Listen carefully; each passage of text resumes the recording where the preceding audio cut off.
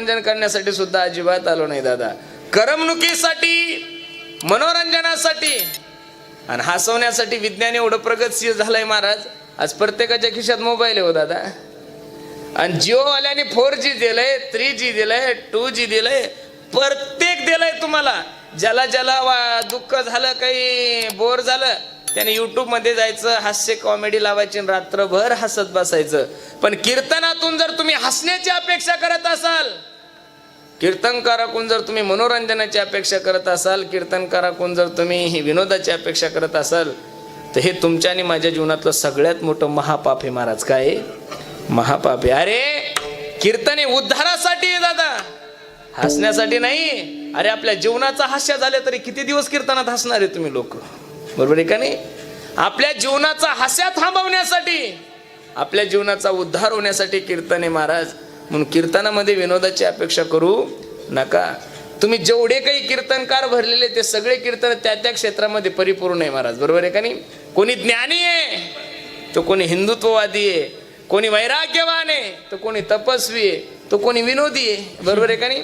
सगळ्याचे नंबर होऊन गेलेले. माझा 11वा आहे. त्याच्यामुळे माझ्याकडून काही तशी अपेक्षा करू नका. विठ्ठल विठ्ठल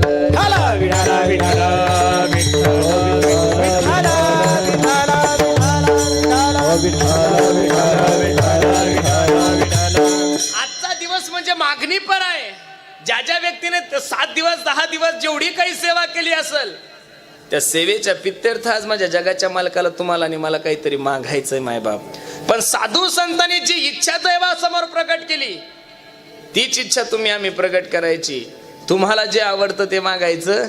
आणि खरं सांगू का, संसारिक माणसाने संसाराविषयी देवाला काहीच मागू नये. याचं कारण दादा, न मागता जर माझ्या पांडुरंगाने तुम्हा आम्हाला सर्व काही दिलं तर मागायची गरज काय? विठ्ठल विठ्ठल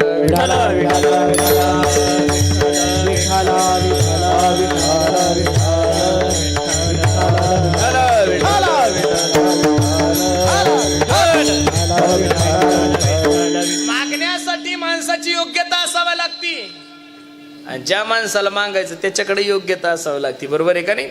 योग्यता नसेल तर तुम्ही दान मागू शकत नाही, आणि अधिकार नसेल तर तुम्ही दान देऊ सुद्धा शकत नाही.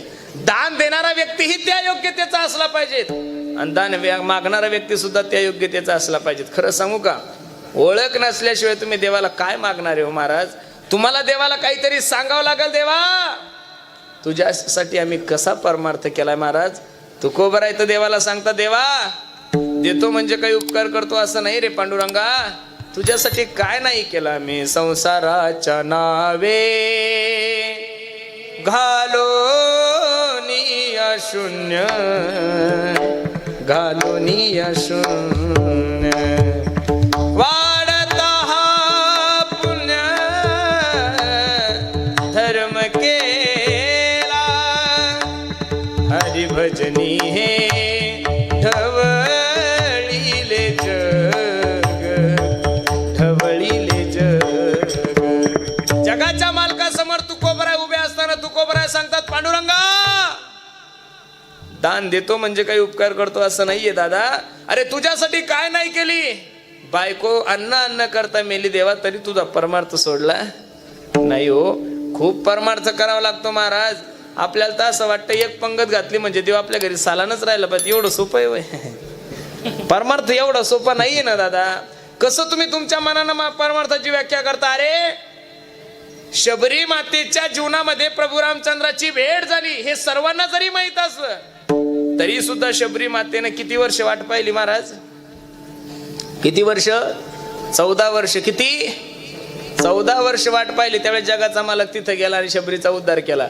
आपल्याला तर असं वाटतं सप्ताह झाला म्हणजे देव आपल्या घरी सालानच आला पाहिजे. एवढं सोपं आहे? नाही दादा. परमार्थासाठी काहीतरी वेळ घालावा लागतो, थोडं चालावं लागतं तिच्यासाठी दादा. नक्की तो तुमची आठवण केल्याशिवाय राहणे. म्हणून सांगू, परमार्थासाठी ओळख लागती. ओळख नसली तर माणूस परमार्थात देवाला काही मागू शकत. काहीतरी सांगावं लागेल ना, देवा तुझ्यासाठी आम्ही काय केलं. आता ओळखच नाहीये तर काय संबंध देवाला देण्याचा? अजिबात नाही. साहेब तुमचं नाव काय हो? नाव काय तुमचं? संभाजी. आडनाव? संभाजी भालेराव. साहेब तुमचा अपमान होईल असा प्रश्न नाही करत, फक्त माझ्या प्रश्नाचं उत्तर द्या. खूप गोड प्रश्न आहे. तुम्ही मला कधी बघितलं नाही, मीही तुम्हाला कधी बघितलं नाही. लक्ष देऊन ऐका, हसण्यासारखं काहीच नाही, खूप गोड प्रसंग आहे दादा. संभाजीराव, तुम्ही कधी मला बघितलं नाही, मीही कधी तुम्हाला बघितलं नाही. आणि अचानक मी शिक्रापूरहून पुण्याला जात असताना माझी गाडी खराब झाली, तुम्ही येत होते आणि मी तुम्हाला म्हणलं, ओ दादा गाडी खराब झाली हो माझी. मेकॅनिकलनं 5,000 रुपये सांगितले, माझ्याजवळ 1 रुपया नाही, तुम्ही मला 5,000 रुपये देसाल का हो तुम्ही मला 5,000 रुपये? कसं देणार महाराज? अनोळखी माणसाला 5,000 रुपये कसं देईल माणूस? व्यवहार आहे ना, बरोबर आहे का नाही? अरे भिकाऱ्याला 10 रुपये देताना 10 वेळेस विचार करणारे माणसं आपण एका अनोळखी धोत्रावाल्या माणसाला 5,000 रुपये कसे देणार आहे? पण संभाजी साहेब, आता तुम्ही माझं कीर्तन ऐकलं, तुम्हाला माहिती आहे पुरुषोत्तम महाराज पाटील आहे, बरोबर आहे का नाही? युट्यूबवर यांचे खूप कीर्तन असतात. मग ऐका, 10-15 दिवसानं मी या रोडनं जात असताना माझी गाडी खराब झाली आणि तुम्ही जात असलं की मी तुम्हाला सांगेल, ओ दादा, ओ संभाजीराव, मी तुमच्या गावाला कीर्तनाला आलो होतो, माझी गाडी खराब झाली हो, पैसे नाही माझ्याकडे, 20,000 रुपये तुम्ही मला द्या. तुम्ही 25,000 द्याल. याचं कारण तुम्ही माझं काय ऐकलं? कीर्तन ऐकलं. तुम्हाला माहिती आहे पुरुषोत्तम महाराज पाटील आहे. तुम्ही हाही विचार करसाल यानं पैसे बुडवले तरी आपण याच्याकडून कीर्तन करून घेऊ, बरोबर आहे का नाही? जरी नाही याच्याकडून देणं झाले तर कीर्तन करून घेऊ शकतो ना आपण. जसं तुम्हाला मला मदत करण्यासाठी तुमची माझी काय लागती? ओळख लागते. तसं देवाला मागण्यासाठी काहीतरी ओळख लागेल ना दादा तुमची माझी. तसं कसं बळच देवाला मागसाल? अरे सांगावं लागेल तुम्हाला.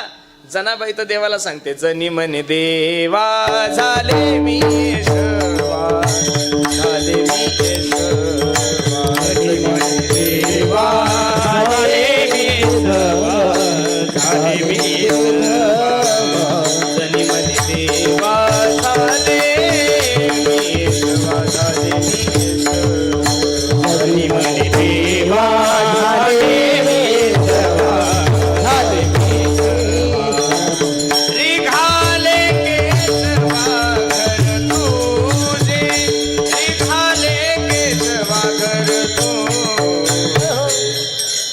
पंढरीच्या पेठे मांडीला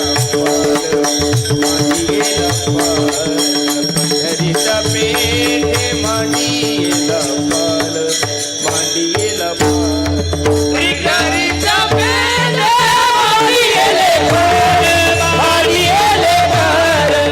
पंढरीच्या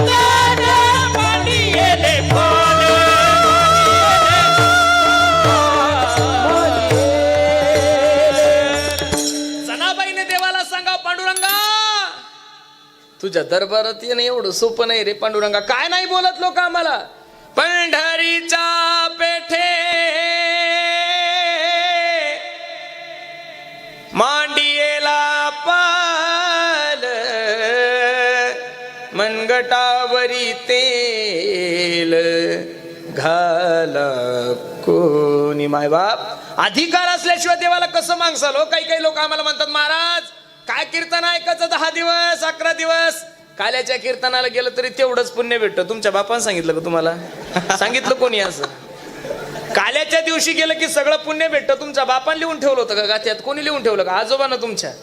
अरे तुमच्या व्यवहाराचं आणि परमार्थाचं जास्त काही फरक नाहीये.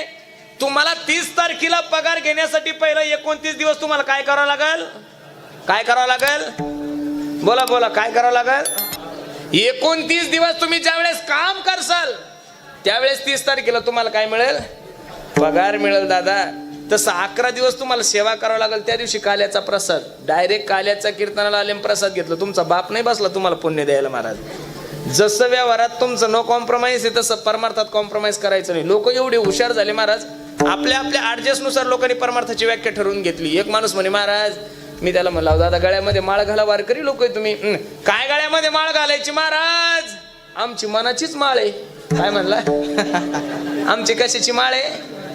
मनाची माळ आहे. आणि हेच जर वाक्य तुमची बायको तुम्हाला म्हणली, जमल का हो?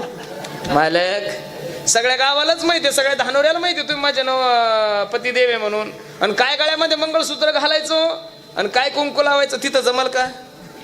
तिथं तर हे मोठंच्या मोठं कुंकू लागतं तुमच्या बायकोच्या कपाळाला, हे मोठंच्या मोठं मंगळसूत्र लागतं. मग महाराज, जसं संसारात नो कॉम्प्रोमाइज तसं परमार्थात कॉम्प्रोमाइज करायचं अजिबात नाही. तुमच्या मनानं परमार्थाची व्याख्या नाही ठरवायची.